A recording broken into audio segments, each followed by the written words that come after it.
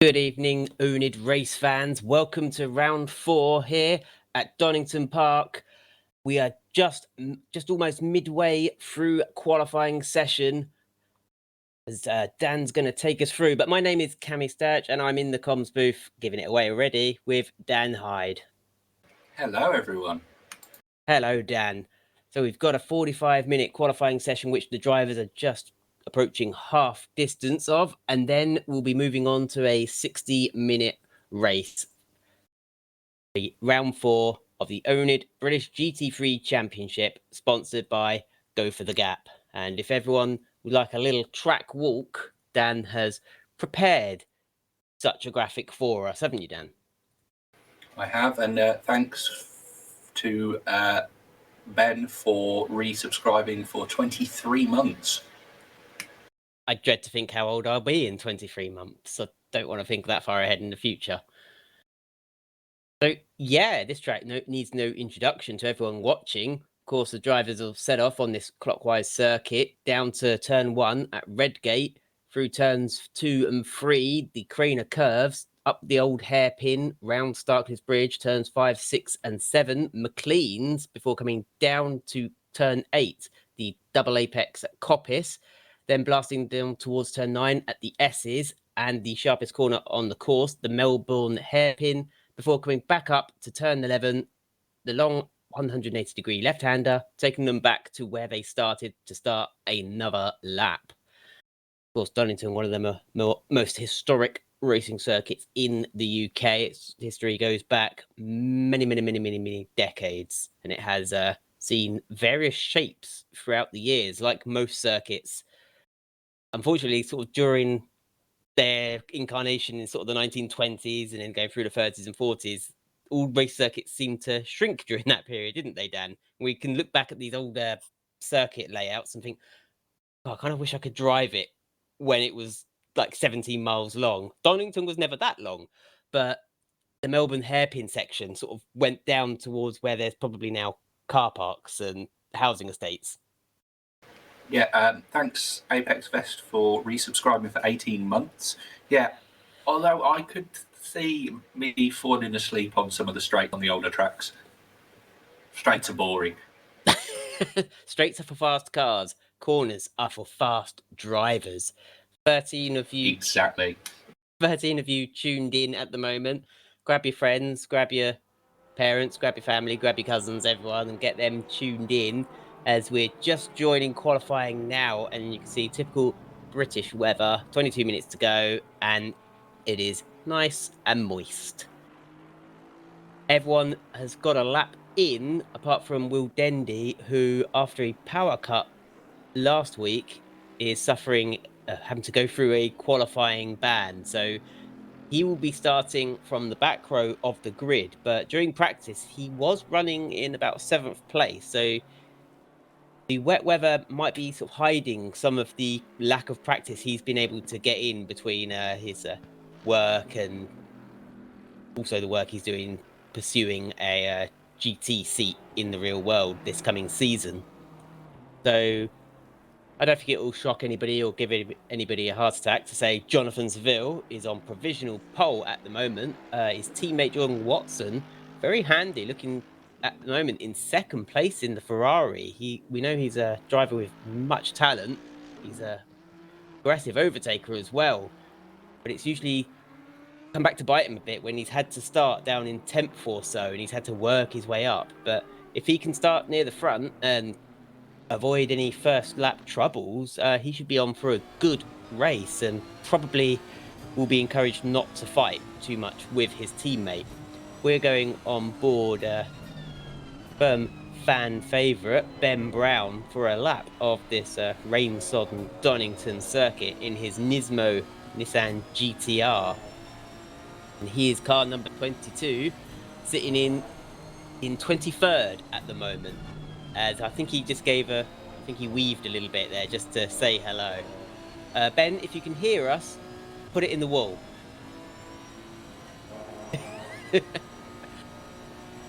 Nah, he can't hear us, so we can say anything we want about him, Dan.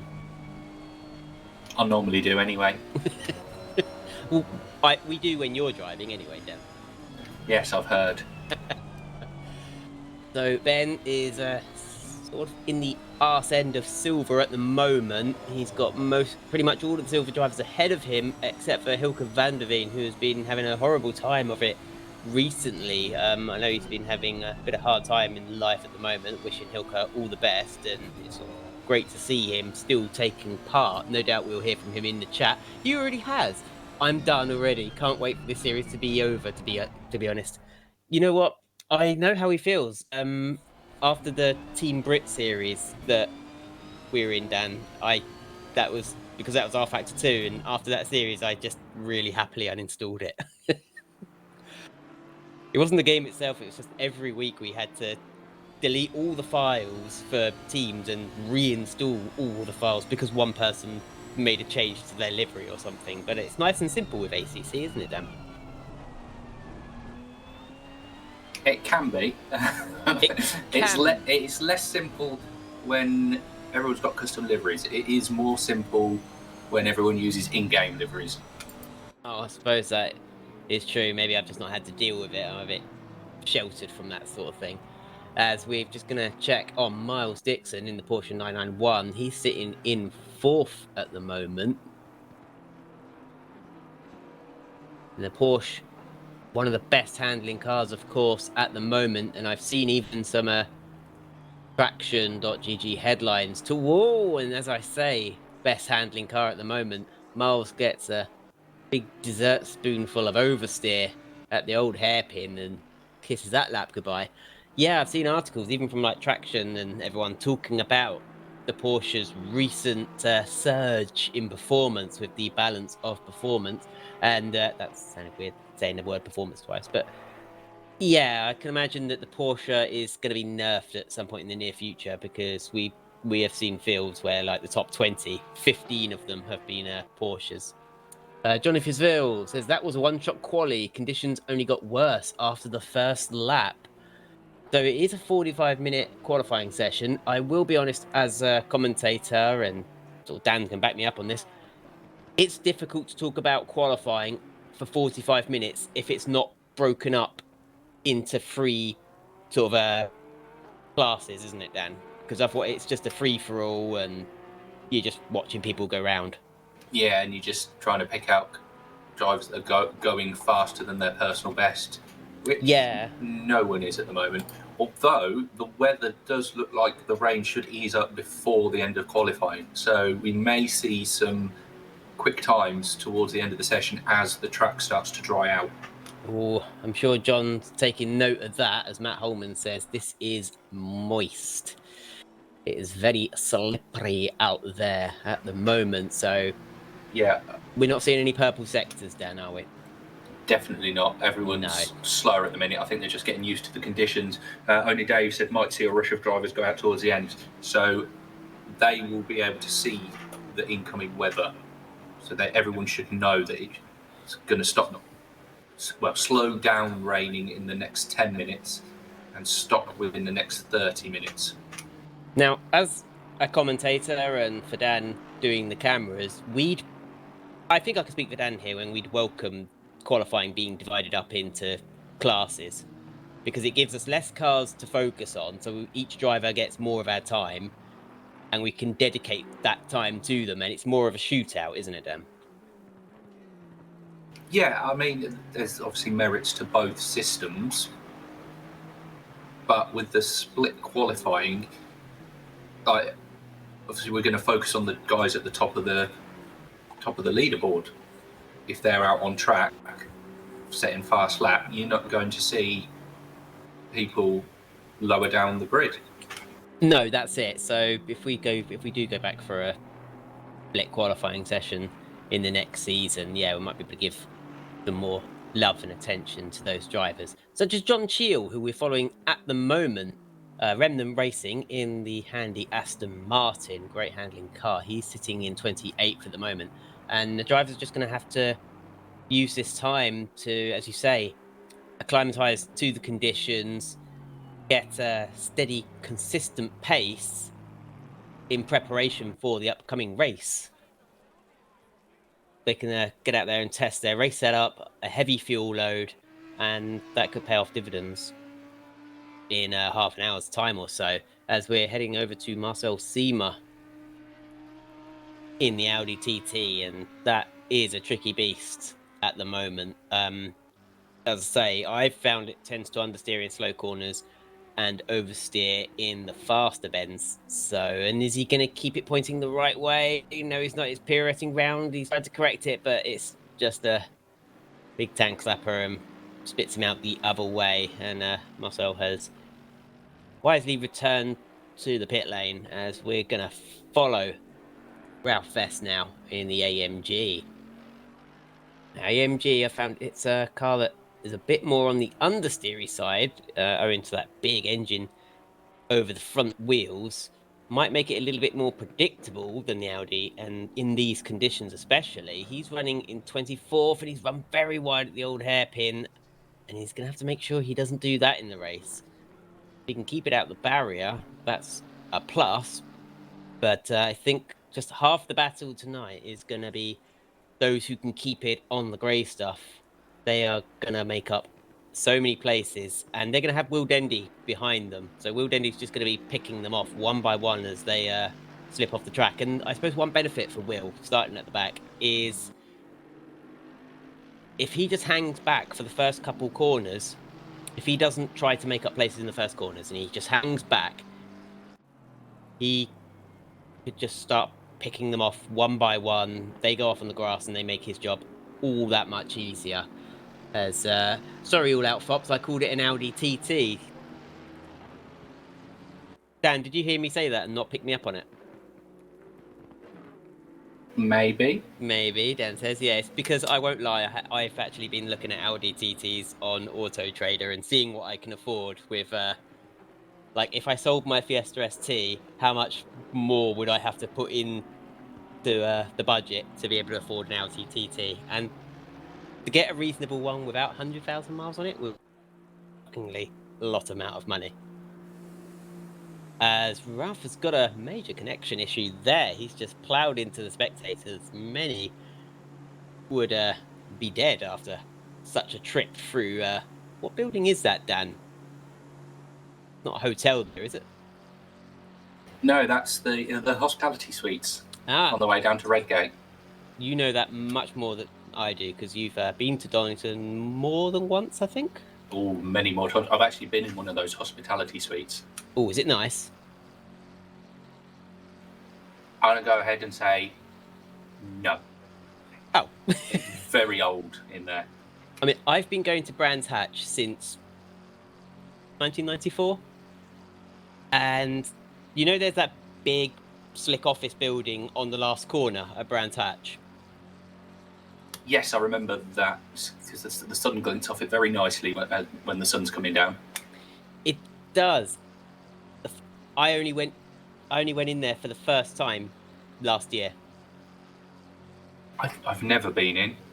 No, but I mean, I've been to Brands Hatch more than 30, 40 times, and that was like for like a job interview sort of thing, where first time I got to go in there. Is it me or is one car just revving in the pit lane? I can hear one car that's just not ticking over. It's like a high rev. The race will be 60 minutes. I think I'm having connection issues. Somehow I'm streaming, but we've got a time capsule. That specific time is just frozen. Oh, I see. Yeah. In the game. Because in my ears, it's just a droning buzz. But with 11 minutes to go here at Donington, Jonathansville looks set to take another pole position with his teammate Watson alongside. Alex Jarby sits in third with Miles Dixon in fourth. Dan Watts is in fifth with Matt High in sixth. Sigurd Revzik is in seventh with Javier Marquez in eighth. Darren Hearn in ninth and Colin Cameron in 10th. Yeah, we seem to be in the twilight zone or something. Is there anybody on track at the moment, Dan? There should be some people on track. There probably is, but we won't be able to see them, unfortunately, till I resolve the technical issue. Oh, okay.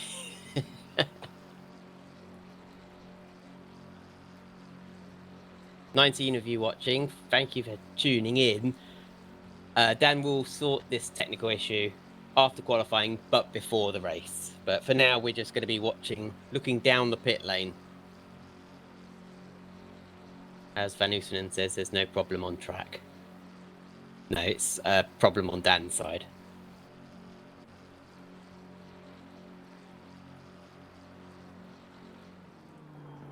Hydronox says more like the hospital suite for now. Yeah, oh, I see what you did. Yeah, where the car's gone in, and we have fixed half of the problem. So can everyone else hear that droning engine tick over as well? It's not just me then. Just going to follow Miles Dixon's out on track.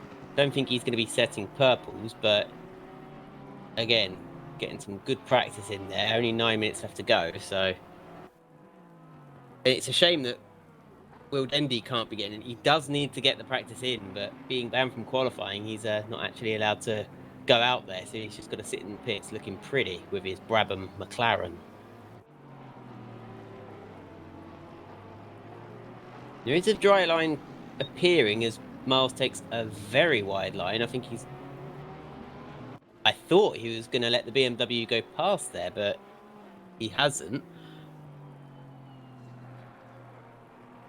As he clips the grass a little bit, the drivers want to be careful of getting a wheel on the grass during the race, being so wet and slippery. That will be a good way to send your car off into the shadow realm.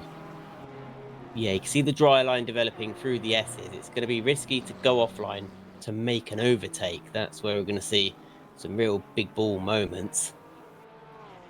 Or more likely, where we're just going to see it go wrong and cars going off to meet barrier.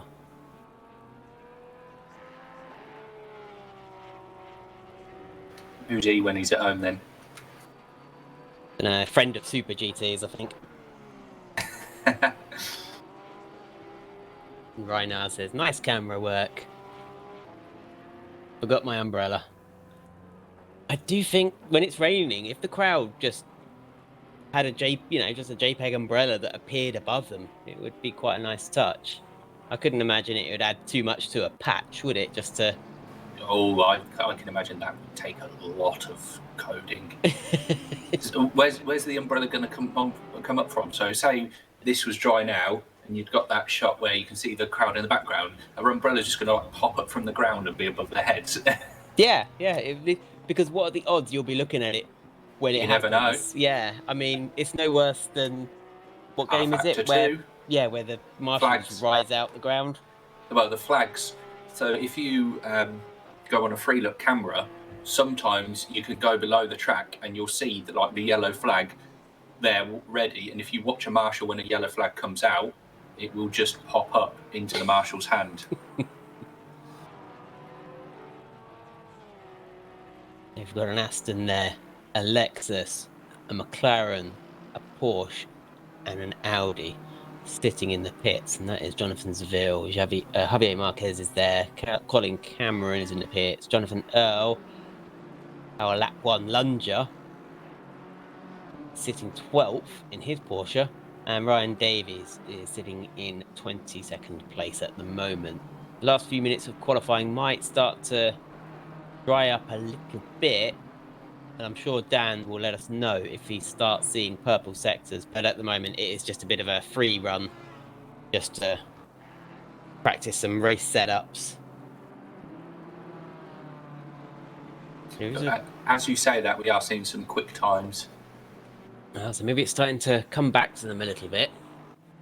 Will we have any drivers accidentally start the race on slicks? Well, it might be dry by the time the race rolls round. That is true. Yeah, it could happen.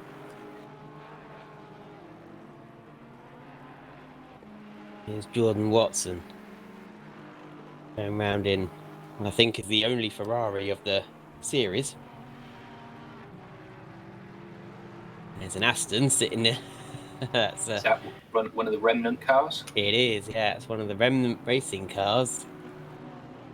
I think that's John Cheel. I think it is, yes. It is John Cheel, thank you. I was searching empty files in my brain, try to go, find out who that was. I can only remember because we were looking at him earlier. Maybe We we were, jinxed him. and I couldn't remember that far back. If my brain's a hard drive, it's just going bad sector, bad sector, bad sector. Link removed to file. The shortcut exists, but the file doesn't. That's my brain. Thanks, Cucumber Bush, for resubscribing for 6 months. Thank you very much, Cucumber Bush. So I had met somebody in a GB3, and then even though I was the person who met them at Autosport, it was Dan having to remind me who they were, what their name was. I was like, I know I've met that person. I know them. I just can't think of their name. And Dan's like, yeah, that's so-so. I know who you mean now. I can see his face, but I've forgotten his name now. I'm not going to say, because if he ever watches this, he's going to be like, oh, they didn't even remember my name. Yeah, we'll leave that as a mystery. It's a mystery to me anyway. I'll tell you later.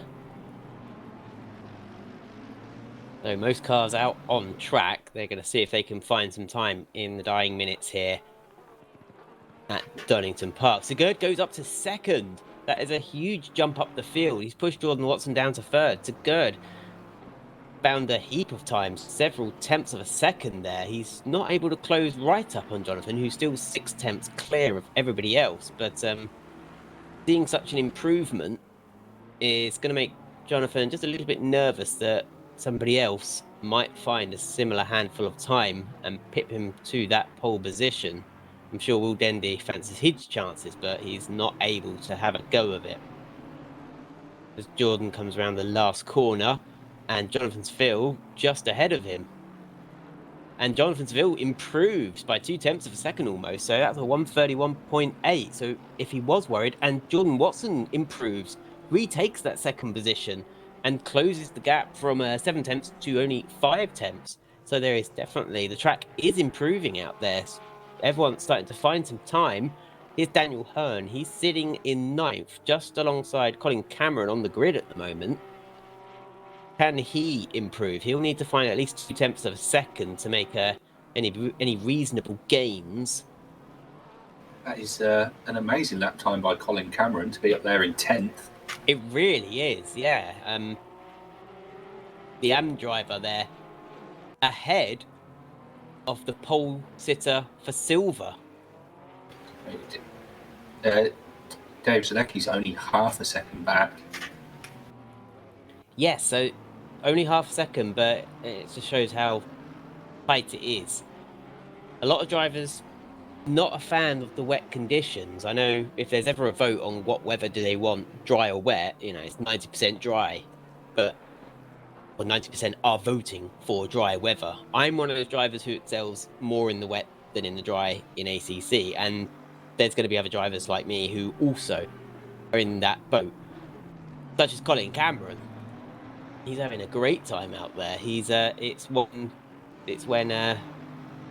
those with great car control, but not necessarily the fastest speed outright, can really excel, because if you can just get your car dancing on the edge of adhesion, sort of like Senna going through the corners, either just skittering about, that's when you're going to be fastest. You're almost sort of rallying it round.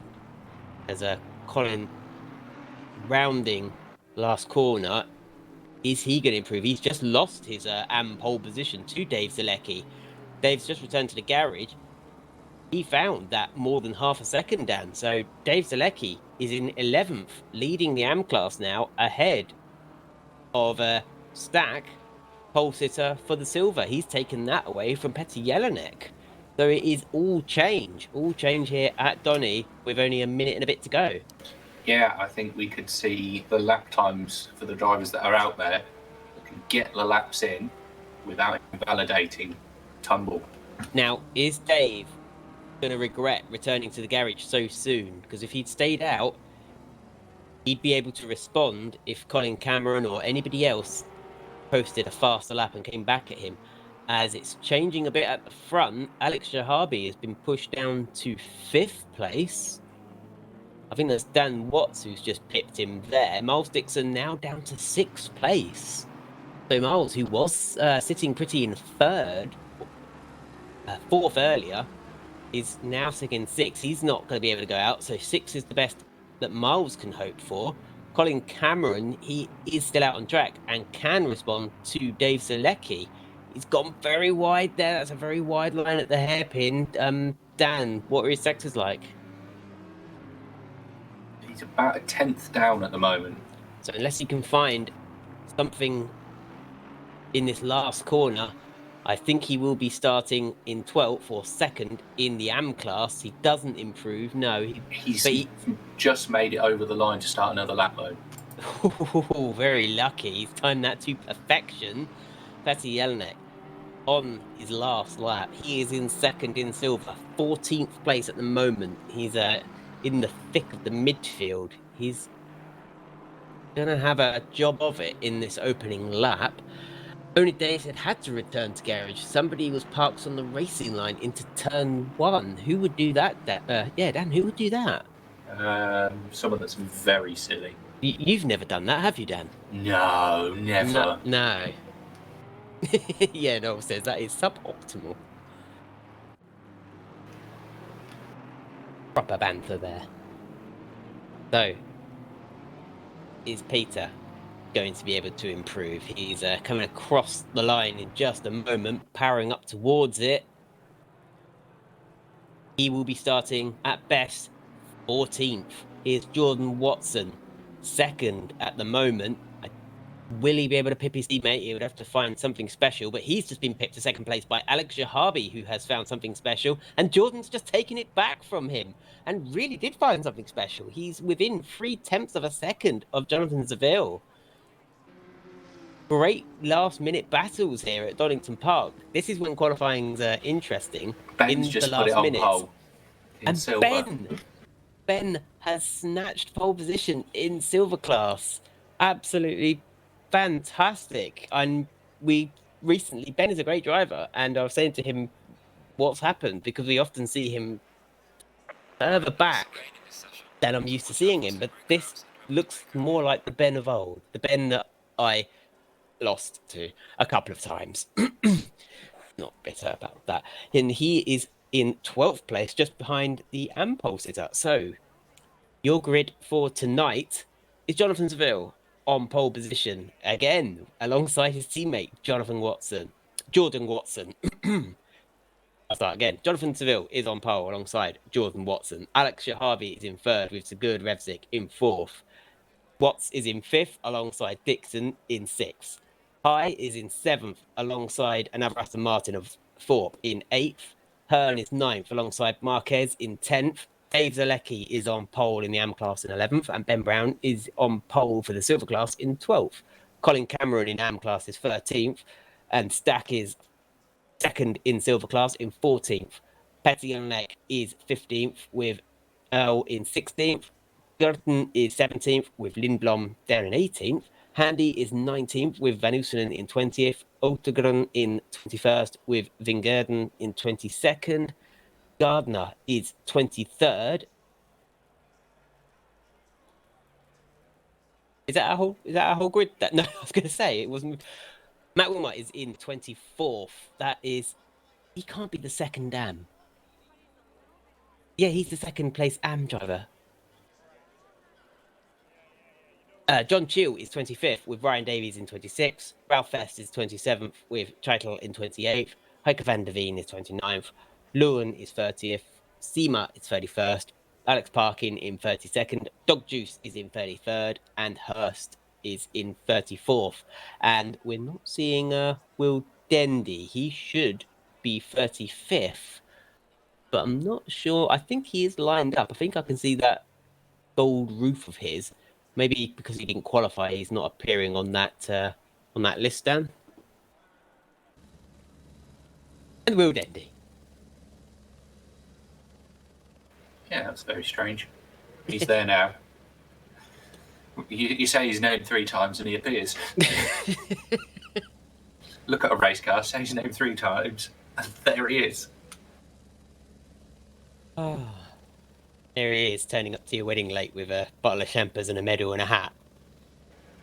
I've got the champers and the hat on the shelf behind me. Oh, they're great souvenirs of that. So, We are just 15 seconds away from the start of the Donington round of this British GT3 series, sponsored by Go for the Gap. Get your motorsports prints now at goforthegap.etsy.com. That's it. They've run out of time to tinker with their setups. Jonathan Seville will be taking the field around on the warm-up lap. As Jordan does quite the peel out, very nice in the Ferrari. Bit more of a gentle pull away there by Miles Dixon. A few zigzagging. Give us a flash of your lights if you want. We might see it on camera. Those pulling away now. John Chiel, do you want to flash your lights if you're listening? The lights got brighter, but I think that's just because they came into rendering range. I think Vest is flashing his lights. He is. Hello, Ralph.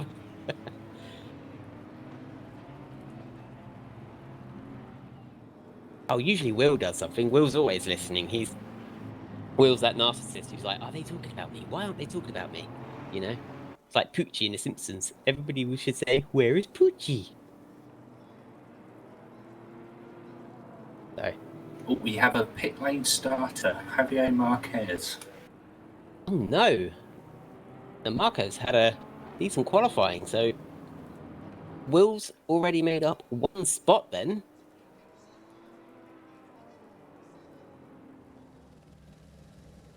Yeah, there he is, the Pulse SimSport driver. Window wipers working away, but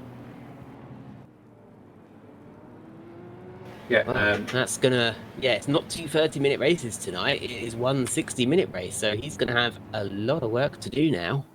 Probably just forgot to hit the drive button, something like that. Didn't press it in time. Possibly, yeah. Bremsy in the chat evening. Judging by the weather, we're in the UK. Yes, we are. We're at lovely Donington Park, one of my local tracks. Yeah, it's local-ish. Pretty local to you.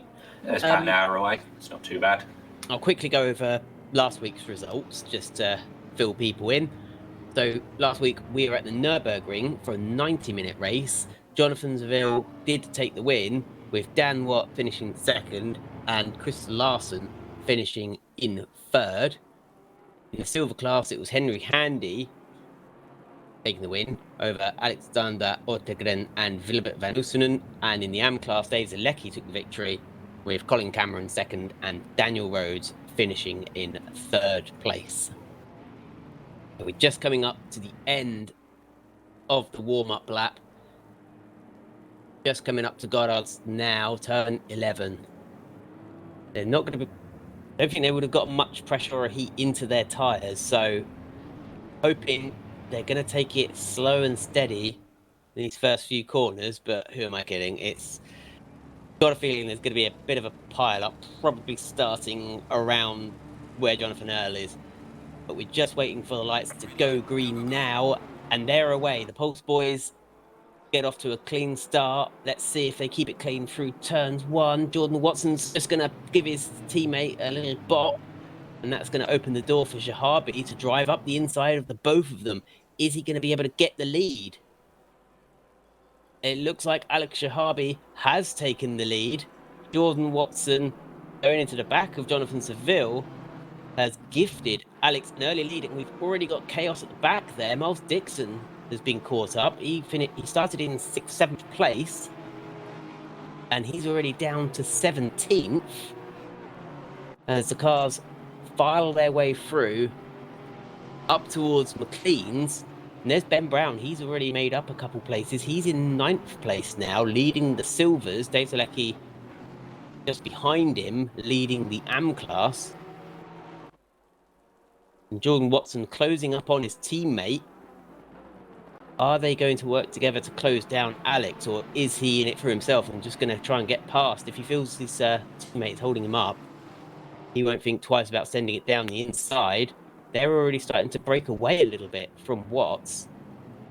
I think that was Ben Brown flashing his lights. Not sure what's happened there. It's bunching up a little bit, and we've got a spinner. I think that's Jonathan Earl, who's just spun it at the hairpin. I'm not sure if he was pushed. Ben flashing his lights again at Hearn. So obviously, you might feel that Hearn's Now, did Hearn cut the chicane and gain that place sort of in an unsportsmanlike manner? And does Ben feel he should give that place back? That's the only reason I can think that Ben would be still flashing his lights. He's pushed his way through and physically pushed his way through. And Ben doesn't feel that was fair. Will Dendy, if that graphic is accurate, with 37 in the field, he is already up to 21st. So he's had a great opening lap. He's made up almost a dozen places. There he is in 21st with not enough practice. He's doing a great job. As I said, half the job will be just keeping it on the track as others lose their heads. Jordan keeping close to the back of his teammate. Daniel Lindblom making up places too. He's in 13th place at the moment. He's just behind Miles Dixon, who's had a bit of a rotten opening lap. He's just taken Daniel Lindblom, hasn't he? Yeah. Sorry, he's taken Miles Dixon. He's taken Jonathan Earl. No, so they've just they've all just shuffled around a bit. I think Dixon was at the back when this battle came together, so he's got past both. Yeah, he did fall down to about 17th, didn't he? So he's already gained a handful of places. Here's Martin Thorpe. He's battling with high-end Revsic. Now, so good. Very handy driver. What can he do? He's used to being higher up than 7th, and it looks like he's getting very close to the back of that Aston. He is undoubtedly being held up by these two as they're fighting in the Aston. The BMW seems to have a bit of an advantage in performance here at Donington in the wet, and he'll want to clear these two as quickly as possible. And look at the gap between them close under braking. He can take the old hairpin quite a few miles an hour faster. Jonathan Seville with the fastest lap of the race at the moment, so he's reeling Shahabi back in. And I know we're used to Seville sort of running off and winning it, but Shahabi is no stranger to leading a race. He is a very accomplished driver in his own right and has many wins under his belt, so this is not a new sensation for him. He knows how to handle himself in these situations, as Seville has got his teammate Watson filling his mirrors still. It's a good Revsic's going to send it down the inside, not quite. Martin Thorpe's just going to close that door, and Segurd keeping it very clean. What we like to see. Colin Cameron, he's chasing Dave Zalecki for the lead of the AM class as they come down to Melbourne hairpin. It's all about getting your braking point right, because you're coming downhill and it's wet. And if you aquaplane and lock up, it is going to cause carnage. He's going to look up the inside now. He's alongside. And he's managed to scare Zalecki enough off his line, and Zalecki has lost that place, and it looks like he's going to be overtaken by Miles Dixon very shortly. But there is a handful of Porsches as Miles Dixon's going to go up the inside now. He's alongside, and Dave Zalecki, again, just the hint of a nose being poked up the inside was enough to get him offline. But we're returning you now to our fight for the lead between Alex Shahabi and Jonathan Seville.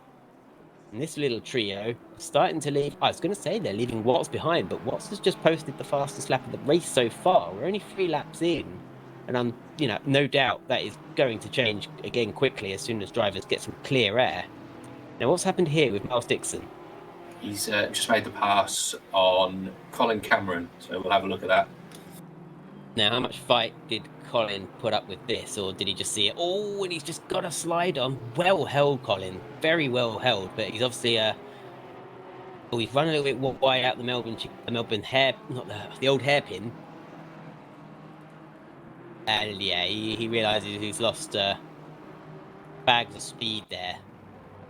There was no point fighting that one. He'd just had to, take the L and drive on. But really well held there. Great car control from Colin Cameron, especially the pressure he's under, because he's running very high up. He's only got one silver driver ahead of him, and here he is, Ben Brown. He's still stuck behind Dan Hearn, who he was flashing earlier.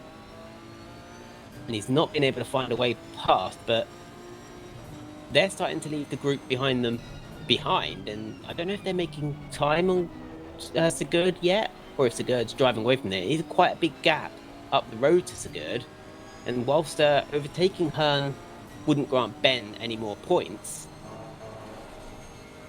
I'm sure Ben would like to be further up the field than he currently is. This is, really nostalgic for me. The Ben of old, as Jonathan Earl. What's happened here? So he's just he's just past just Lindblom. overtaken Lindblom. Just cut that off, unfortunately. They've just missed that, but he's coming around the old hairpin, and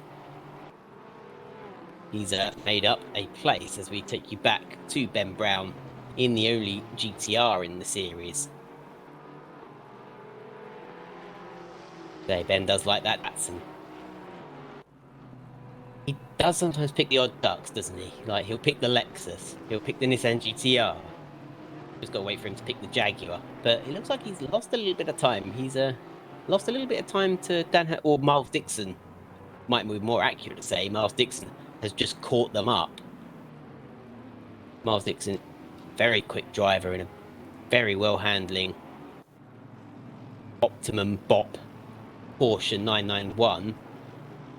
Is Ben going to fight him, or is he going to think, well, Miles is quicker than I am. Maybe Miles can create an opportunity for me to follow him through past Hearn.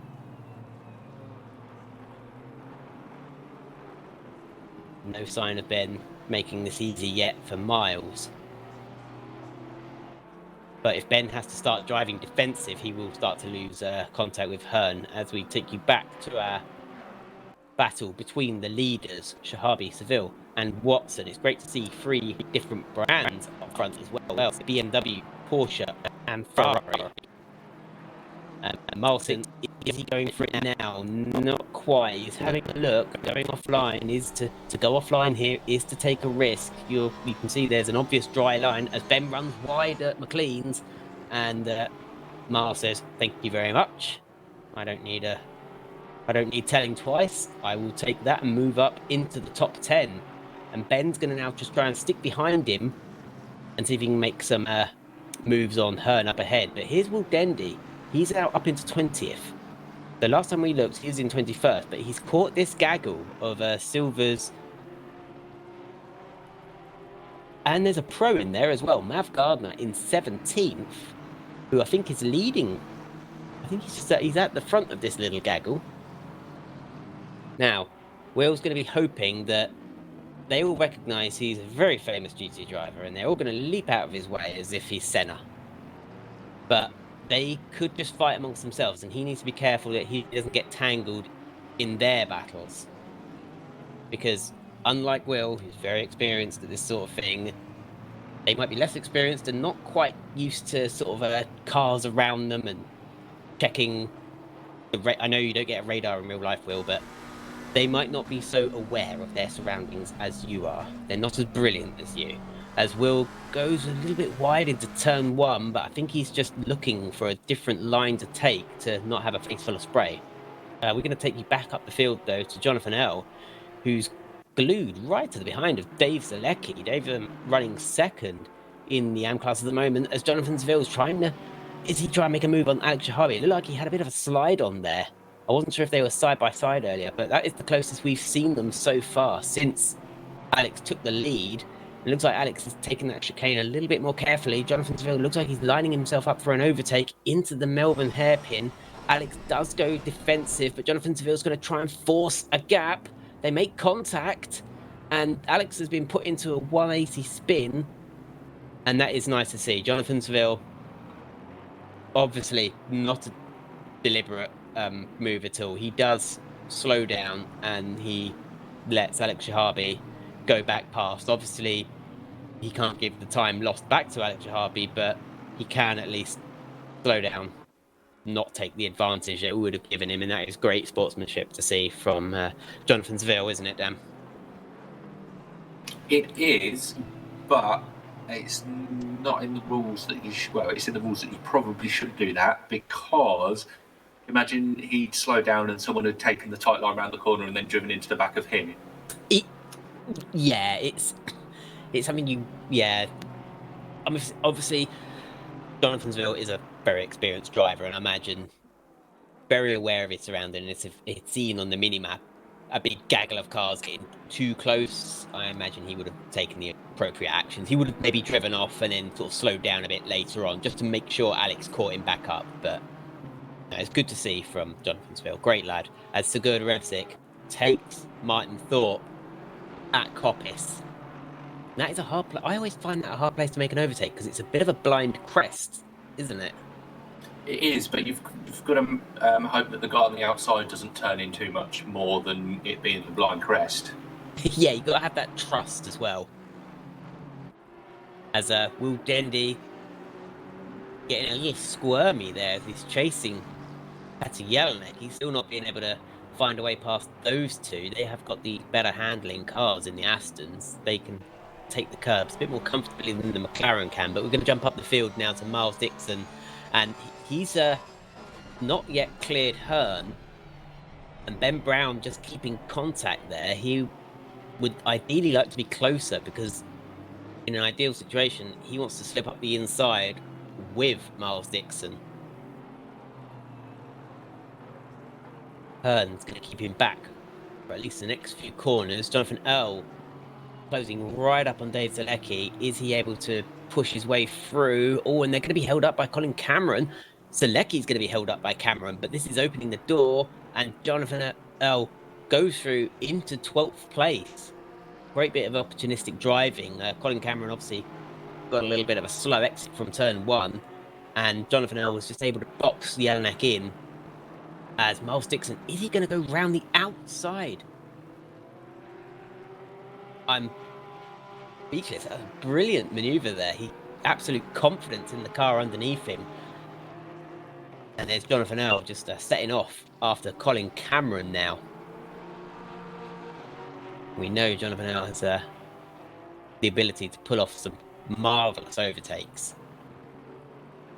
No doubt we're going to see more of those from him tonight. We're only barely 15 minutes into this race, but we're going to jump back up the field between these two rivals, Alex Shahabi and Jonathan Seville. Now, what might be the ideal thing between them is to, rather than fight each other, just work together to get closer up the field, as Jonathan Earl obviously heard me, and he's trying to show off, and he's succeeding. He's managed to hold it round the outside of the hairpin, and of course now he's got the inside line. Can Colin Cameron get the old switcheroo on him? He can't.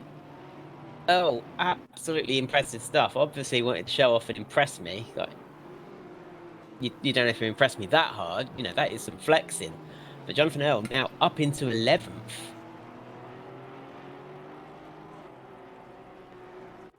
Dave Zalecki's just in absolute awe there. He's got a Porsche as well, and he's thinking, hang on, how can he go around the outside of... Oh, and Colin Cameron. No, sorry, Petr Jelinek. Now, that looked like an odd mistake to make. He did. I think he just probably got a bit of understeer and ran wide onto the grass. But there's been another place made up at some point, because Will Dendy was in 20th. Something's and he's happened made up to something's Gardner. Happened. Oh, yes, he slipped down to 20th. So, Will, having a great race at the moment. We're only a quarter of the way through, and he's pretty much cleared half the field. Here's Derek Stack. He's chasing Daniel Lindblom of Fry Guys as they come down onto Starkey Straight, down towards the S's. Not close enough to make a move this time.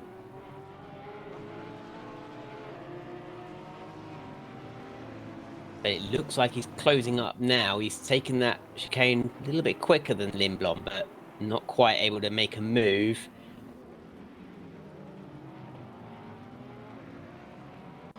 Always curious to see what the driver's ABS and traction control settings are like in these conditions. Who are the ones who dare to run it at 1 or 2, and the ones that run it more safely and conservatively at 5 or 6?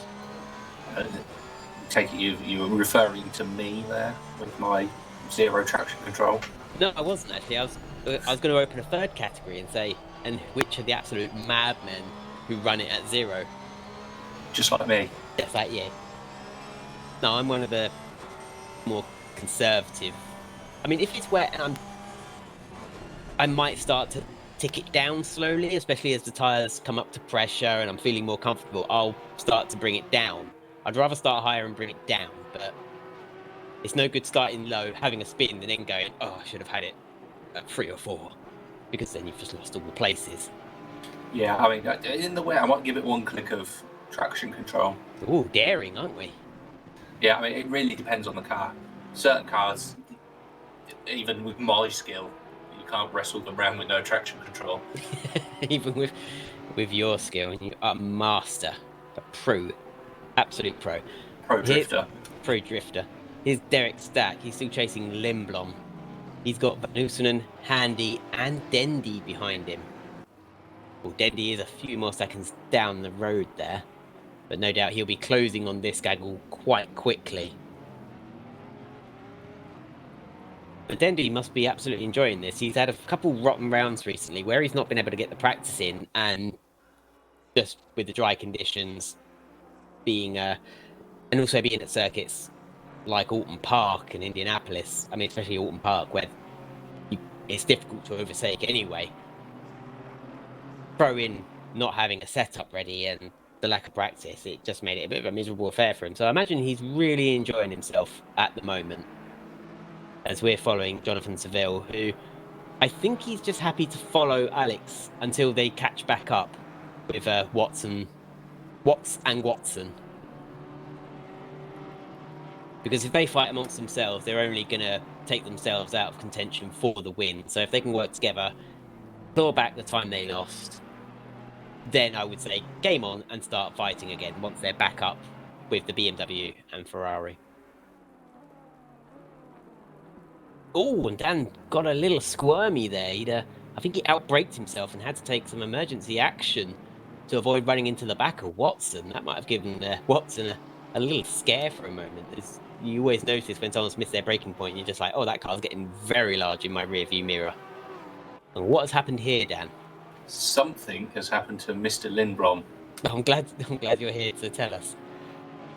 Something has happened. He's just run wide at McLean's.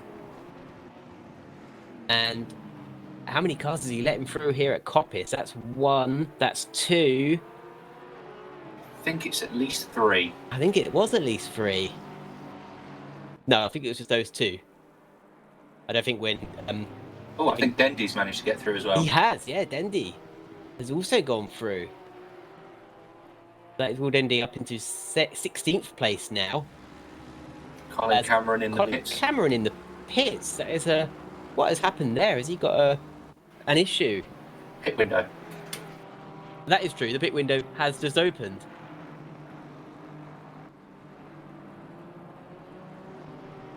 For his mandatory tyre change.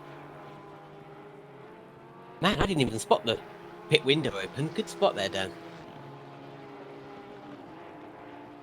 So Colin Cameron getting it over and done with at 1/3 distance. Drivers often just leave it sort of to the halfway mark, so it's a bit of a, it's safe.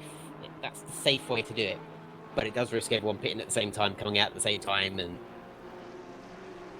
and bleed you out into traffic. Ben Brown's up into 10th. He's still chasing Hearn. Alex Parkin here in 22nd, chasing Van Wingerden. Will Dendy having a great time out there. He's 16th, but it looks like he's going to be 15th very soon. Just moving around under braking. He's getting very close and he's made contact. Now, Dan, would you call that a hit and run? Oh, it does look like... Oh, and Lindblom's lost it. I was going to say, it does look like Handy got going again. I mean, from seeing that on board, we don't know exactly what happened, unfortunately. No. But here's Lindblom. We'll probably get to see what happened whilst we're watching this, so... Oh... So Will was the instigator in that, and then it just cascaded down the order as they all bumped into each other. So that might be a good time for, Lindblom, good time to pit if he's picked up any damage. Quickly get that repaired. And Jonathan Seville still behind Alex Shahabi. And here's Martin Thorpe. Has he just been overtaken by Miles Dixon? Yes, he has. He's gone off, and Miles Dixon's just been able to drive past on the right-hand side. And Sigurd working his way up. Is he about to send it round the outside of Matt High? Can he do it? He's holding it. He's holding it.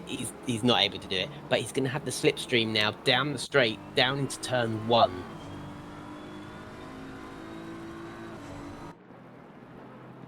Bremsy says, interesting style, those Pulse boys. Yeah. Well, those Pulse boys are up to it again. They're up to their old tricks. Everyone gets pulsed eventually. Yeah, there's a Pulse car with your name on it. I see. I've taken the precaution of writing my name on a Pulse car and keeping it on my PC, so I'm all right. Yeah, I was thinking, like, drivers who have recently joined Pulse Oh, Sport, and we've they're like, missed an overtake. can't believe that. But Sigurd Rebzik up into 5th place. He's been able to clear Matt High. Yeah, I think drivers who have joined Pulse have said, you know, they've done the Baldrick thing of, well, if I own the Pulse car that's got my name on it, then I won't get hit by it.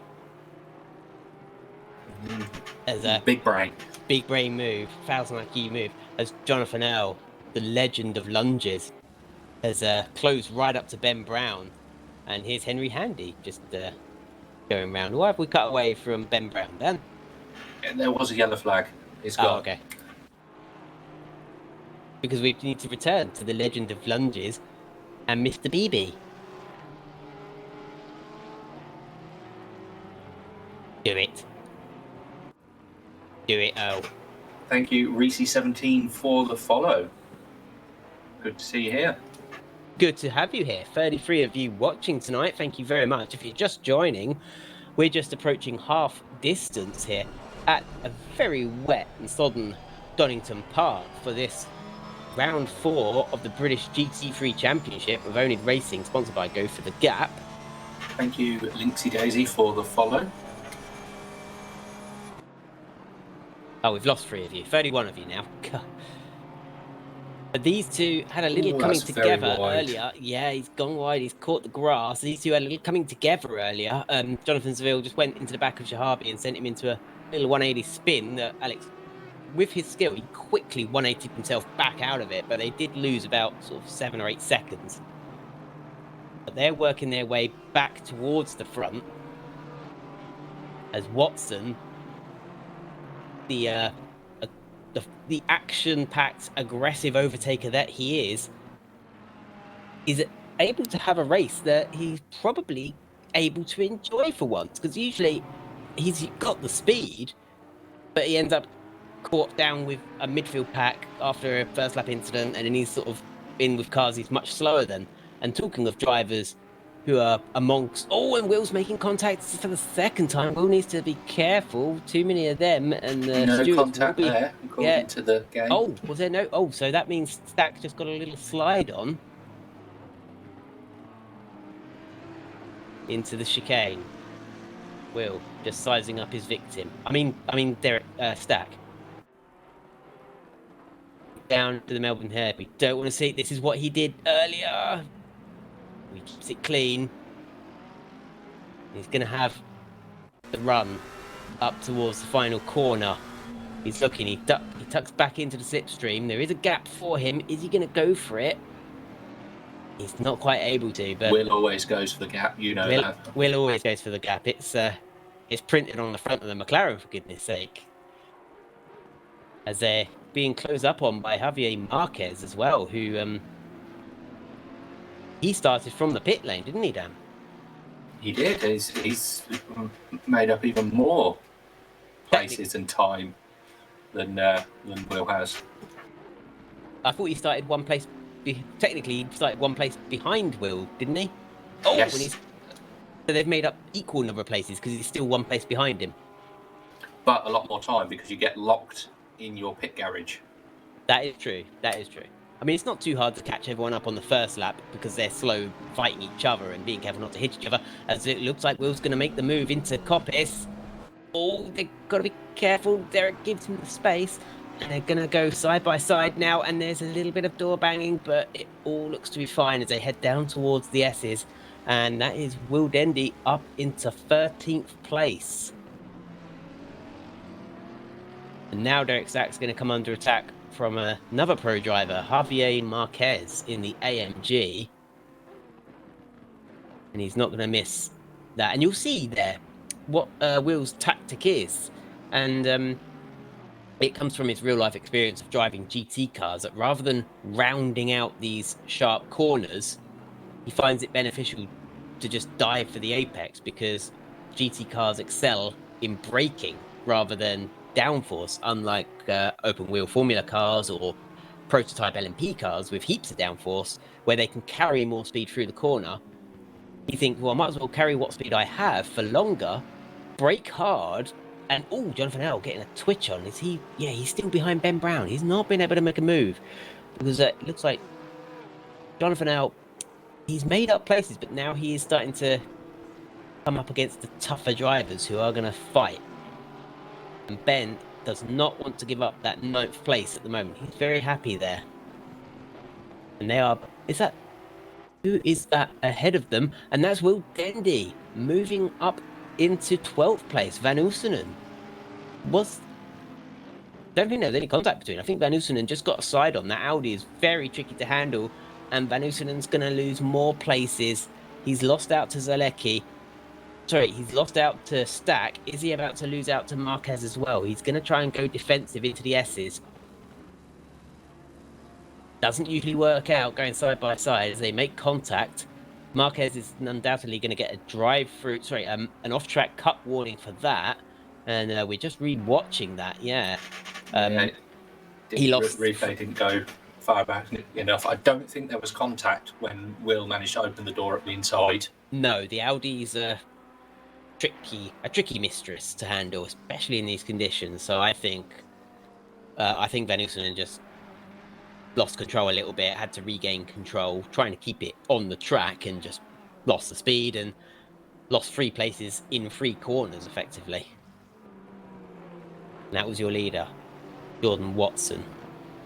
Here's Jonathan Earl, right up behind Ben Brown. He's getting very close. I really do not want to see these two making contact, because they are both having a brilliant race, and they know they can catch Hearn and Thorpe ahead of them. They are closing in on them.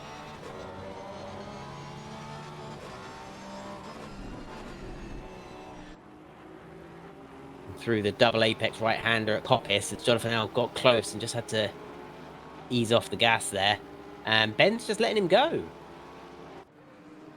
Ben is happy to let that one go. It doesn't affect his points tally today. I think he was realising he's possibly losing time trying to keep Earl behind. So it's good, mature and sort of long-term focus there. Sort of thinking about the long term rather than the short, and realising he's losing time. He's lost that battle, but it doesn't mean he's lost the war, as it were, as Marquez now goes up the inside of Van Oosenen in the Audi. As I'm just getting some audio interference, Dan. Are you picking that up as well?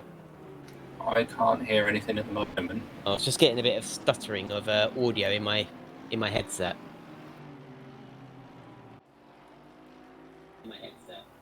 Yeah, nobody else can hear that on Twitch. I've just checked. It was just like as if water was hitting a microphone, and I was getting that through my headset. Very strange. Very strange. I mean, it is raining. Yeah, we can drop in on some drivers who have taken their pit stops.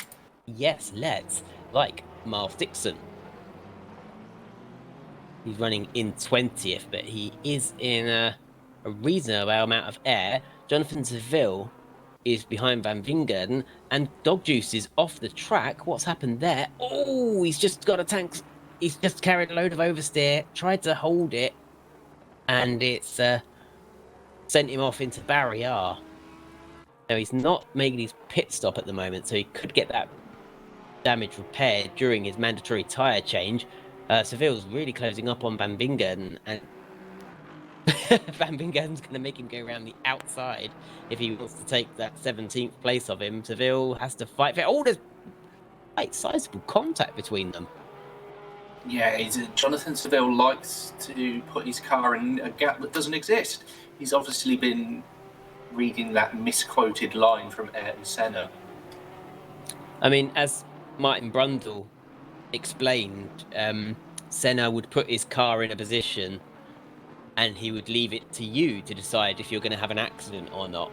And if you turned in, you'd have an accident. And if you turned out the way, then Senna knew, he had you. He'd got the better of you. He'd scared you, and he was always going to be able to do that. Martin Brundle was one of only a small handful of drivers that didn't leap out of Senna's way when they were in equal machinery. Yeah, I think that goes back to when they raced each other in, was it British F3? It was.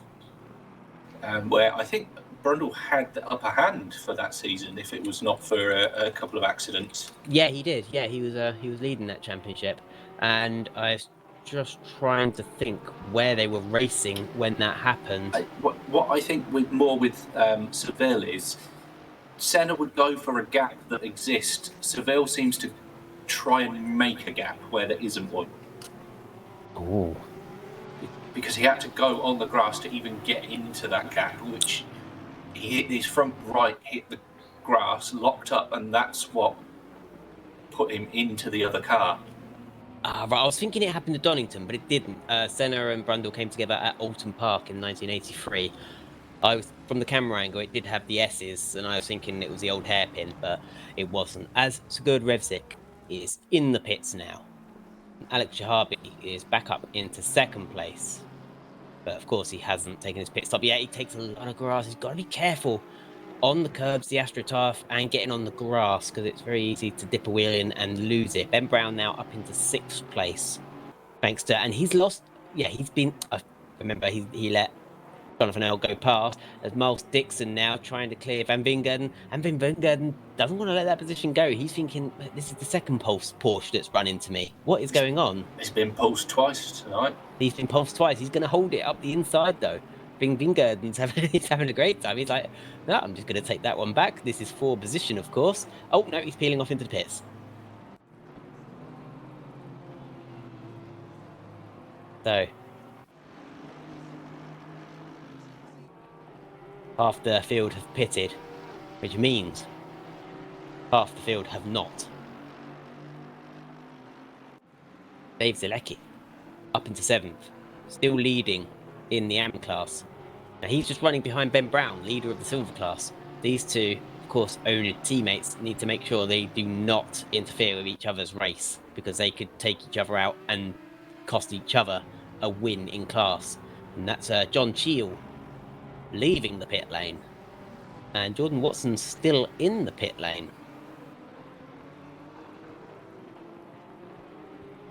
We're seeing cars start to bunch up a little bit.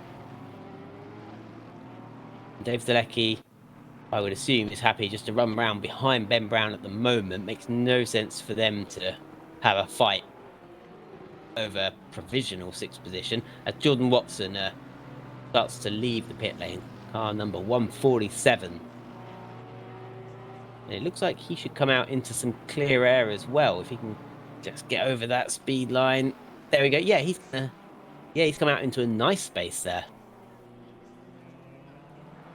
That's worked out very well for Jordan Watson, as Alex Shahabi is your current leader, but of course needs to pit. Martin Thorpe needs to pit. Hearn needs to pit. Earl needs to pit. Brown needs to pit. Zielecki needs to pit. Wendy Dendy up into seventh needs to pit. Marquez and Stack also need to pit, and they are the top 9 running. Top 10 in 10th is Jordan Watson, who has just pitted. Here's Matt Wilmot. Just watching a Fry Guy's car go by there. Yeah, the helicopter camera operator gets a bit too excited when he sees a car coming down the track. Ooh, I want to follow that one. And he does. It's like the dog in Up. Yeah, squirrel. Squirrel. Car. Now, if somebody just says car, that just makes me think of like kids playing football in the street, and then you have to go car. Yeah. Yeah, or if you're playing Kirby or something. Fluxtail says he put on dry tyres. Who's Fluxtails? As we're watching Wendy Dendy, has he just been taken by Javier Marquez? And while we're in the replay, I think he's retaken the position. He's just taking it back. Oh, Javier just went deep, didn't he? Yeah, And this looks like it could be a tasty battle, and I think Will Will's took lost the that position back. again. He has, yeah. We just missed that into turn 1. We're forever going to be in replay now. We are, yeah. We're in replay loop because we're going to keep missing overtakes. Oh, this is a great little battle between those two. And this is for 7th and 8th at the moment, with Van Wingerden just behind them, and Will closing back up on Marquez.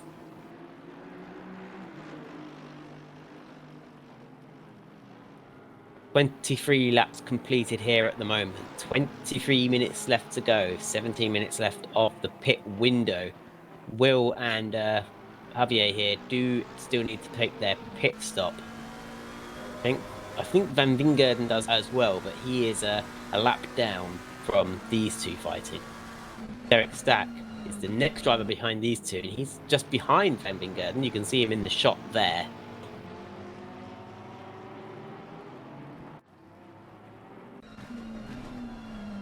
Down towards Melbourne Hairpin. You can see Silverstone Composites, Will Dendy's title sponsor, just based, unsurprisingly, at Silverstone. Javier a little slow there through turn 11. I think Will wanted to get on the power and then just suddenly found he had nowhere to go to use that power. Martin Thorpe has gone into the pits for his mandatory stop, so that explains why he's starting to drop down the order now. Ben assumes his 4th place. So that is the highest we've seen Ben all through this season, up into 4th place, having a great race. And if he's not got any damage, and if drivers have picked up damage, he might even make up a place or two through the pit stops. He's still got his teammate and friend and fellow class leader right behind him. Yeah, these guys that haven't pitted yet, they're going to have some very fresh tyres at the end, especially with it drying up within the next 10 minutes, possibly even stopping raining before the end of the race. So it's going to work in their favour to have some very young wet tyres, or even manage to go straight to dries. And Princess JT subscribed with Prime for 9 months. Thank you very much. It's greatly appreciated. 36 of you watching. We're an hour and 18 into this stream, and 2/3 distance now here at Donington. And we're just checking back in on Hilke van der Veen and Ryan Davies. No, this is just Ryan Davies, and he's behind. I think he's a lap down and just behind Martin Thorpe. Yes. Yeah, so Ollie Knowles in the chat put, how's Ryan getting on? So I assumed he meant Ryan Davis. Davis or Davies? Good point. I'd say Davis would be VIS. Yeah. And here's Will Dendy. He's still behind Javier Marquez, but maybe settled down a little bit. He's in 6th place at the moment. Does still need to make a pit stop, but he has made up a lot of ground. The pair of them have made up so much ground during this race. They are possibly our drivers of the day if they can hold on to this progress. Dave Zalecki running in 4th, which means Ben Brown's up into 3rd through the pit stops. Is Ben just going to wait for Shahabi and Elf to pit just so he can say, well, I led a race this season? I mean, I have done that before, but it depends when everyone else pits, as Shahabi is in the pits. So that's Alex Shahabi just coming into the pits now to make his mandatory tyre change. Is he going to come out ahead of... I've forgotten who was battling now, my mind's gone blank. Jonathan Seville. Seville, yes. Now, Seville has got the fastest lap of the race, but I think that was set before they came together. I don't know if he set that recently. I think it was after, but I don't know whether it was after the stop.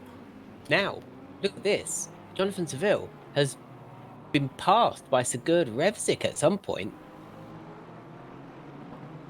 Sigurd started the race in, I think, 7th place. And Sigurd they've both pitted. So this is absolutely on merit. Sigurd is ahead of Jonathan Seville. And we've seen from previous performance and outings by Sigurd, he is tremendously talented. As Alex Shahabi comes out, oh no, has he just come out behind Ryan Davies? I think he has. I definitely saw the pulse car go through. Yeah, there it is. You can't miss that yellow. So, here, tonight, on this oNiD Community Racing British GT3 Championship, sponsored by Go for the Gap, the race is being led 1-2 by oNiD Racing. Ben Brown leads here at Donington with Dave Zalecki, the number 1 in the Porsche, is in second place. It is purple and purple. And with Will Dendy is up into third place. But, of course, he does need to make his pit stop. And a good reference point for Will is Javier Marquez, who he was fighting with, is in 15th after his pit stop. So we imagine Will come out 16th after his. There's 12 minutes left, and he's not pitting yet. Oh, somebody thought about pitting there, and then suddenly changed their mind. I think they're That's blue flags. Seema. Yeah, it looked like Seema wanted to jump into the pits, but changed his mind. But Will's obviously feeling comfortable on his tyres at the moment. The oNiD boys, race leaders, are just catching John Cheel, and that would be a new experience for them. The blue flags are out for them for other drivers to get out of their way rather than for them to get out of like Jonathan Seville's way. I think these guys are going to try and long it out because the track is now saying it's damp, not wet. Now, this could be a master. This could be an absolute master stroke of genius, a 1,000 IQ move. If they can hold on, then they could put dries on and they could take the race win overall, couldn't they? They could, but I think Ben's actually holding Dave up at the moment, and Will is catching. He's caught 2 seconds since the last time I look at the gap. The gap was 10 seconds. It's now under 8. So, Ben, Dave is faster than you. Can you confirm you understand that? It would be in the team interest then for Dave to go past Ben, and it won't hurt either of their points tonight, but it could help them if they plan to take this overall race win, as Will Dendy is closing right up on George. I think he's just been overtaken. Sorry, Ben has just pitted. So Ben has just dived into the pit lane.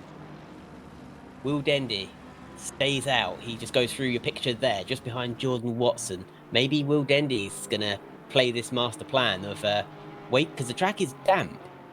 If he's got 10 more minutes of the pit window.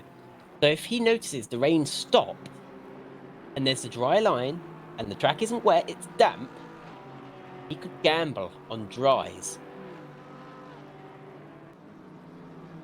This is a very exciting prospect where you couldn't place a bet. There's no dead cert anywhere here. I think we should wait here, and Ben has gone. Looks like he's gone for wets again.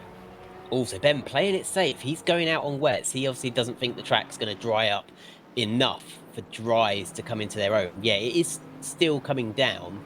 It is, but even if it does dry, at least he's got very young tyres for when it does dry up. That's true, yeah. North Swede is saying no, won't work. Wets all the way. Yeah, I remember watching James Baldwin in an endurance race, and he had to put wet tyres on, and it was dry. And he had to do about 2 laps of Spa before it started raining, but he couldn't make his pit stop any later because of fuel. And he was just relying on his team saying, trust us, it's going to start raining. Yeah, I mean... and his tyres went up to 40 PSI. You do save time, though, being on the right tyre at the right time, as well as dive for the pits. So, Will Dendy into the pit lane now, car on number 7. So that just leaves Dave Zalecki, the last of the pitters. So lead here at Donington Park. So Dave, if you want to clip this. And here he is now, the car number 1, Dave Zalecki, leading at Donington Park. 29 laps gone, 13 minutes remaining. And Dave, he's doing a great job leading this race. He's a master of these wet conditions, and we haven't seen him put a foot wrong, have we, Dan? He's looking very Senna-esque. He is. Right, there you go, Dave. Clip that. We didn't technically lie. I didn't actually tell a lie. Obviously, Dave hasn't led the entire race. If you've just joined, he's just been leading the last few laps since Ben came into the pit lane. Here is our true leaders, though, or a couple of them, as Will starts making his way out past the sort of little go-kart grid. No! Oh, no. He's just picked up... Will Dendy his master plan's just been thrown out the door. He's just picked up a drive-through penalty. He's just been a little over-eager, a little bit overexcited, and just made a little mess just before he got to the line. It's always sad to see a grown man making a little mess when he gets a bit overexcited. He just needed to hold on for a little bit longer, a little bit of self-control. But that is going to cost Will some time. I wonder if he did put on dry tyres for that master plan. I don't think he'd be able to make that plan work anymore. But we return you to our race leader, and he's got a 5-second gap to second place. Dave Zalecki in the AM class, leading here at Donington. And he's only 9/10 a lap slower than the leading pro driver. And his tyres are much older, of course. Yeah, it really shows how the wet can be the great leveler. It really does. Rolling Thunder 2021. Go Dave. But he can't make it. And Tarkus8 says the rain graphics in this game kind of suck. Well, Dan does run the game at the highest graphical settings, don't you, Dan? Yeah, everything's a mixture of high and epic. And at a very high resolution as well. So 6 minutes left of the pit window. So Dave doesn't have to pit just yet if he wants to keep this going. Lost a few tenths this lap to Jordan Watson. He's not losing as much time as I thought he would. But it's going well for him. Dave has just done his best lap of the race, which is a 1:32.8. So you can really tell that the track must be drying up if he can be going that fast on tyres that are nearly 50 minutes old. It is a shame that he's got a mandatory pit stop. It'd be great to see Dave take the win here. I mean, he could cross the line in first, but of course he'll be smacked with a huge time penalty. According to the rules, he would be disqualified from the race results. Oh. So the rules on mandatory pit stops are: if you take one, it doesn't register for whatever reason. That can be reviewed after the race. If you take one outside of the pit window, the game will give you a penalty and you'll just get the game penalty. You won't be disqualified. And if you don't take one at all, you will be disqualified because there is a bug with the in-game penalty. What if you take a pit stop on the last lap and your pit box is before the finish line? You mean after? No. What if it's before? Because you would still save the time game wouldn't on count it. Oh, okay. I was going to say you would save time because you wouldn't have to trundle down the exit of the pit lane, would you? So the game doesn't register your pit stop as a complete until you exit the pit lane. Ah, very clever then. He can't do an Ayrton Senna and get the fastest lap of the race or fastest lap through a pit lane. No, and then No. So the issue you get with the penalty, say for example Dave doesn't pit, the game can only put him back on the current lap. That's true, yeah, it doesn't, you can't go further than that. Yeah, so say for example only the top 11 were on the lead lap, he would then still be in the lead of AM class, even if he hadn't taken the pit stop and taken the whatever second penalty it is at Donington Park. He would be. That is why oNiD have implemented the rule where if you don't take a pit stop at all, you get disqualified from the race. That makes sound sense. As Jordan Watson now under 3 seconds behind. You just saw him there actually as they come through Coppice corner. Dave, you've got just over 3.5 minutes left to make your pit stop, mate. But here is your real race leader, I'm afraid to say, Dave. The real race leader, Jordan Watson, currently second in the Ferrari, going very well, having taken advantage of the coming together between Seville and Shahabi. Seville has cleared Shahabi. I think that was through the pit stops, but Seville has lost out to Sigurd Revsik.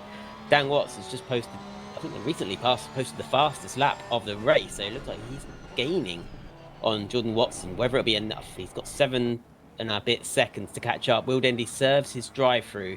That's dropped him from from about 15th down to 20th. So that hurt. When I saw the DT pop up, that got me. As Dave Zalecki makes his pit stop, he's behind the Lexus. Just try and work out whose Lexus that is. Dan, help me out, my good man. I'm having a look on the timing line now.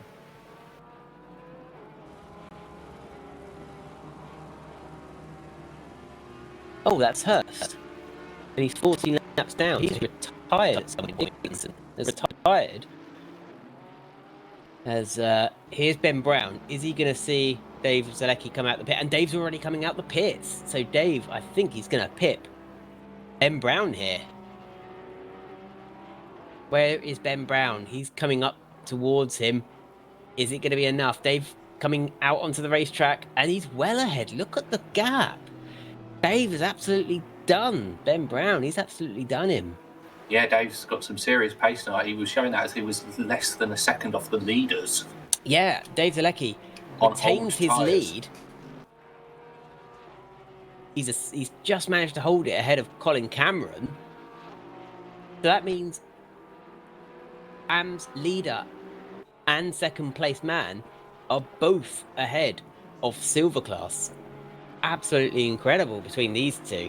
Jonathan Earl has managed to get back up into 10th place. Here is the silver leader, Ben Brown. He won't be faster. He's behind the AMs. Oh, Matt High's had a spin. Matt High has lost it. Did he have... No, he's all out on his own. I think he's just made a mistake through the S's. Let's have a look. I think he may have had an issue in the hairpin. I think he might have. Did he go for an overtake here and misjudge it? Oh! Oh, that was good, some good avoiding action there, but by, I think, Ralph Vest. Yeah, Ralph Vest did great to avoid him. That's Matt High just got his foot down a little bit too early, and he's lost out to Miles Dixon. So Miles is back up into 6th. Oh, and Ralph Vest now with Quinten van Wingerden. We've seen Van Wingerden getting his elbows out with the Pulse boys. But it looks like Vest has taken that place. And Marcel Seema is off in the gravel. Yellow flag out there. How's he done that? The Audi, oh, he's offline. This is Martin Thorpe coming through. Martin, obviously not involved in this. Marcel does he just drop it on his own through these S-curves, the Craner curves? Into the old hairpin. Oh, and the back just was going at a much faster speed than the front, and the back overtook the front. That is unfortunate with only a few minutes to go here. Less than 5 of them to go. Marcel running in 34th. And here is Ralph. He's back behind Van Wingerden, so Wingerden's taken that place back. A little lovely scrap here. That is for 26th and 27th, respectively, between these two. Here's Marek Chaitel in 25th. He's got Thibaut Gurton and... No, that's just Thibaut Gurton ahead of him. That's not John Cheel. That is a BMW ahead. And just... That's Alex Shahabi. That is Shahabi. Lapping the pair. I think that might be the second lap the leaders have put on these lot.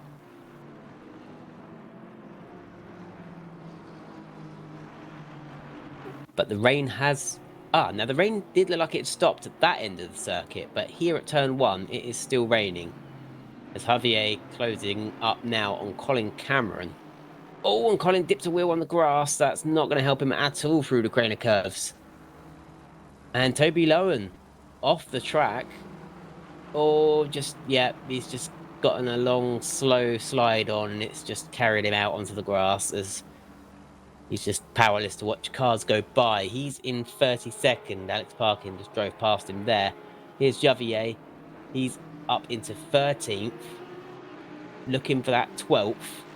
Oh, it's so sad because we know this. He was fighting with Will Dendy, but Will Dendy had to serve that drive-through penalty and is now down in 20th place.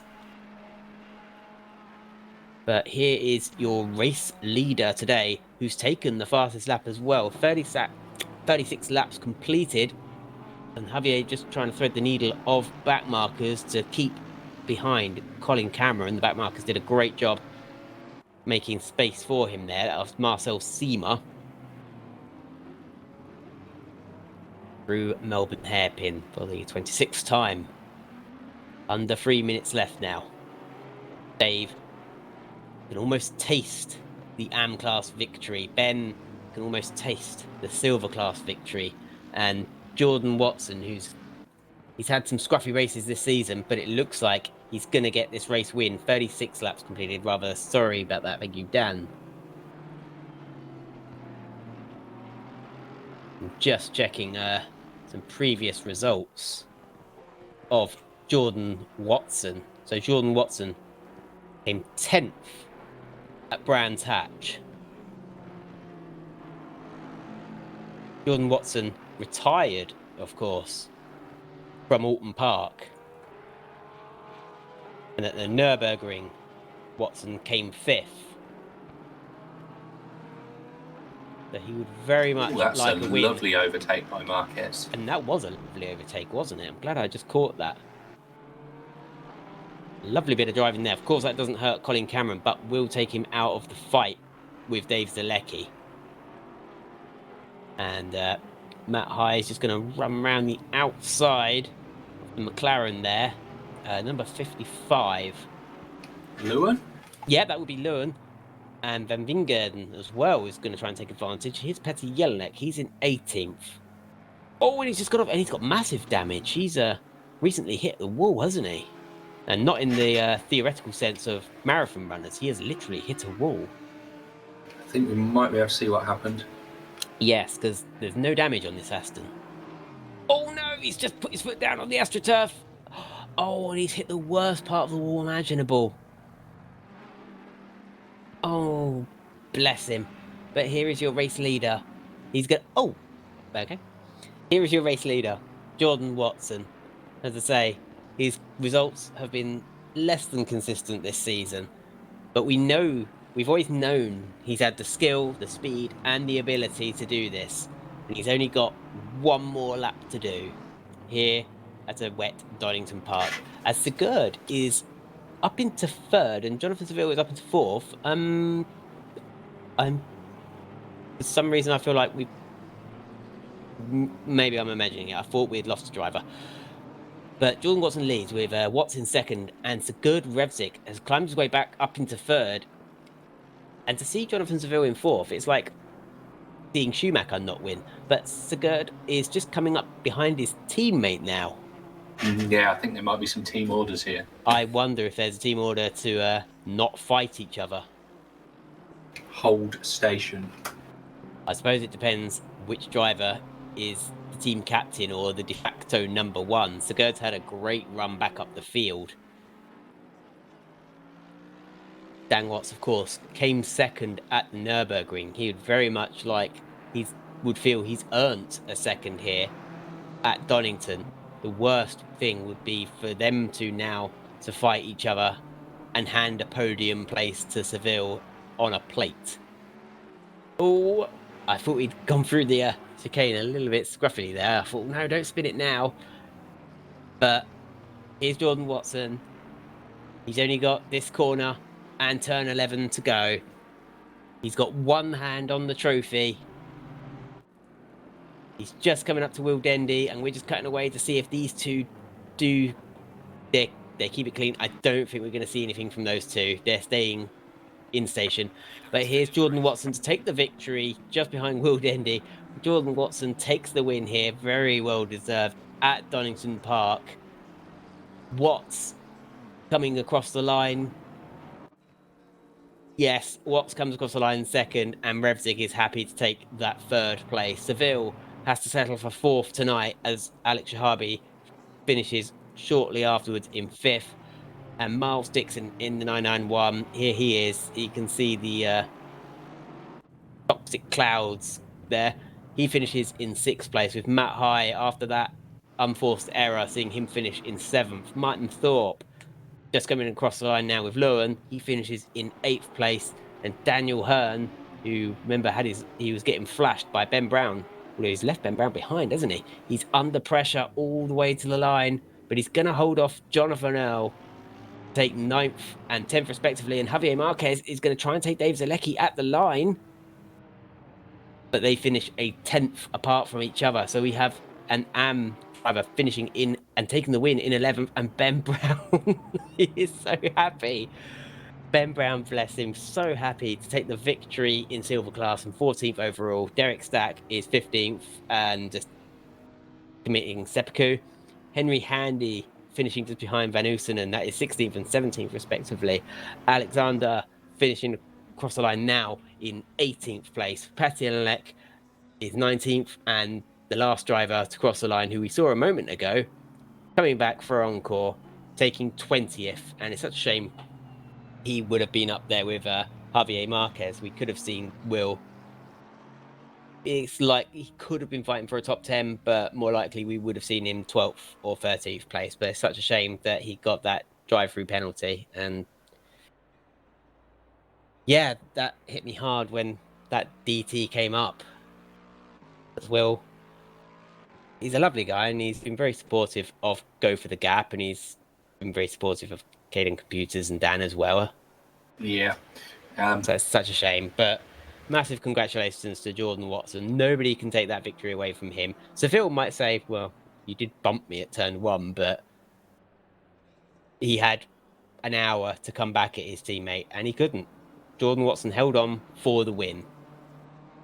And there's the Lexus, who had retired out of spot in the pits, and now he's back in his slot. Yeah, I think he did come back out at some point. I did see him on track. Oh, that's good to see.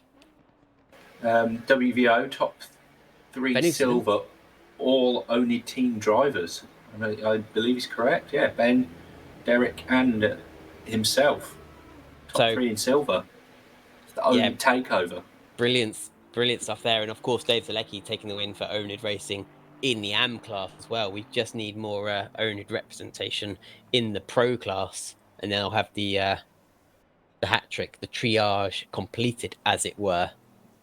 But at the moment, it's a pulse party here in the pro class at Donington Park as they spray each other with whatever drinks they've got to hand.